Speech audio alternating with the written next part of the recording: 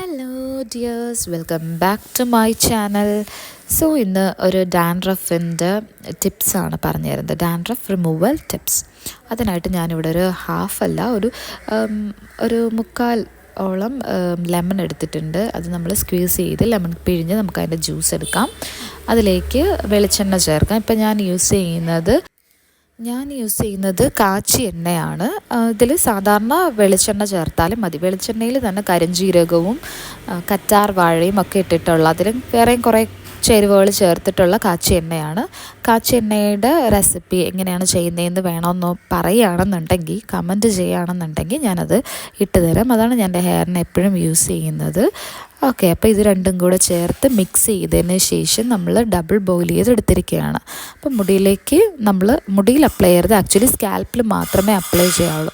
അപ്പോൾ അത് ചെയ്യാനായിട്ട് ഫസ്റ്റ് തന്നെ നമ്മൾ മുടി ഫുള്ളായിട്ടൊന്ന് കോംബ് ചെയ്ത് ഓരോ വവറെടുത്ത് വവറിൽ ഫുള്ള് ടോപ്പ് തൊട്ട് താഴെ വരെ ഫുള്ളായിട്ട് ആ മിക്സ്ചർ ചേർക്കണം.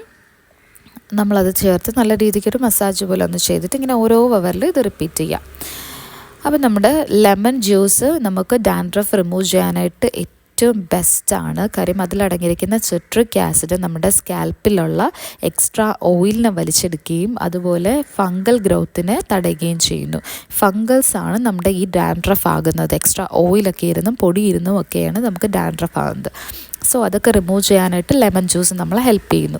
ഈ ലെമൺ വൈറ്റമിൻ സി ആണെങ്കിൽ പോലും ലെമൺ ജ്യൂസ് അധികം നമ്മൾ യൂസ് ചെയ്യുകയാണെന്നുണ്ടെങ്കിൽ മുടി പെട്ടെന്ന് നരയ്ക്കാനും കൊഴിയാനും ചാൻസ് ഉണ്ട്. അപ്പം അതിൻ്റെ ആ ഒരു ആസിഡിസിറ്റീൻ്റെ ഒന്ന് ബാലൻസ് ചെയ്യാൻ വേണ്ടിയിട്ട് നമ്മൾ യൂസ് ചെയ്യുന്നതാണ് കോക്കനട്ട് ഓയിൽ.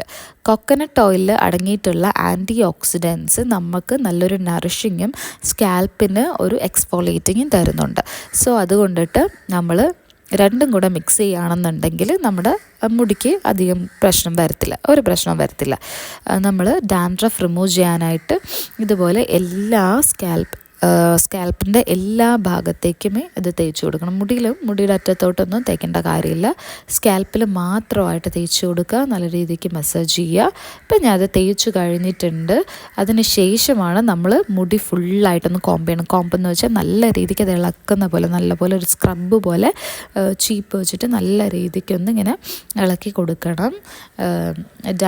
തലയിൽ ഡാൻഡ്രഫ് എല്ലാം റിമൂവ് ആക്കിയിട്ട് ഇനി നമ്മൾ ഷവർ ചെയ്യുന്ന സമയത്ത് നല്ലൊരു ഷാമ്പു, അധികം കെമിക്കൽസ് ഇല്ലാത്തൊരു ഷാമ്പു യൂസ് ചെയ്തിട്ട് മുടി നല്ല രീതിക്ക് കഴുകിക്കളഞ്ഞാൽ ഡാൻഡ്രഫ് എല്ലാം നല്ലതായിട്ട് റിമൂവ് ആകും. എന്നിട്ട് മുടി ഉണങ്ങിയതിന് ശേഷം നമുക്കിതൊരു ചീപ്പ് കൊണ്ട് ചീകി കളയാവുന്നതാണ്. ഇത് ആഴ്ചയിൽ 2 പ്രാവശ്യം അല്ലെങ്കിൽ ആഴ്ചയിൽ